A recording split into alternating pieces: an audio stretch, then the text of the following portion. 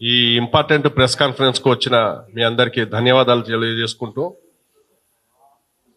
నా పేరు సతీష్ కమాల్. నేను తెలంగాణ జర్నలిస్ట్ ఫోరం ప్రెసిడెంట్ గా ఉండి పుష్ప 2 సినిమాకు సంబంధించి ఈ రాష్ట్ర ప్రభుత్వం గతంలో ఎన్నడూ లేని విధంగా దాదాపు 18 రోజులు, గతంలో వారం రోజులు అట్లా రేట్ల పెంపుకు అవకాశం ఇచ్చేవాళ్ళు. అట్లాంటిది 18 రోజుల రేట్ల పెంపుకు గడువు ఇస్తూ, అలాగే బెనిఫిట్ షోలకు పర్మిషన్ ఇవ్వడం, ఆ బెనిఫిట్ షోలో చాలా దారుణంగా రేట్లు పెంచేసి చేయడం గురించి మేము ప్రభుత్వ నిర్ణయాన్ని వ్యతిరేకిస్తూ హైకోర్టుకు వెళ్లడం జరిగింది. తర్వాత రోజుల లోపల చూసుకుంటే ఈ బెనిఫిట్ షోకు సంబంధించింది రకరకాల మలుపులు తిరిగింది. రేవతి గారు అల్లు అర్జున్ సంధ్య థియేటర్ కు రావడం మూలంగా అక్కడ తొక్కిసలాట్లో చనిపోవడం జరిగింది. ఈ నేపథ్యం లోపల అల్లు అర్జున్ క్వాష్ పిటిషన్ విషయంలో కూడా మేము ఇంప్లీడ్ కావడం జరిగింది.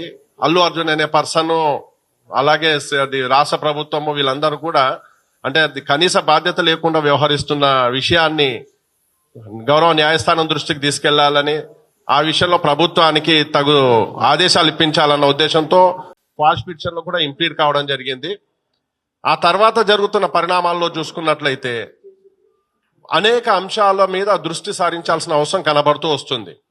ఎందుకంటే ఇక్కడ జరుగుతున్న పరిణామాల్లో చూసుకున్నట్లయితే అల్లు అర్జున్ కు సంబంధించి 4 వారాల్లోపు ఇంటీరియం బెయిల్ ఇస్తూ 4 వారాల్లోపు రెగ్యులర్ బెయిల్ తీసుకోవాలని చెప్పి హైకోర్టు చెప్పడం జరిగింది.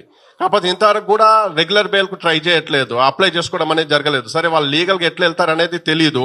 అయితే దాంట్లో కూడా కుట్రకోణం ఏమైనా ఉందా? అల్లు అర్జున్ అరెస్ట్ చేయడం ద్వారా, అరెస్ట్ చేస్తే దాని మీద లా అండ్ ఆర్డర్ క్రియేట్ చేస్తూ గొడవలు చేయించడమా, ఇట్లా దీని వెనక ఏం జరుగుతుంది?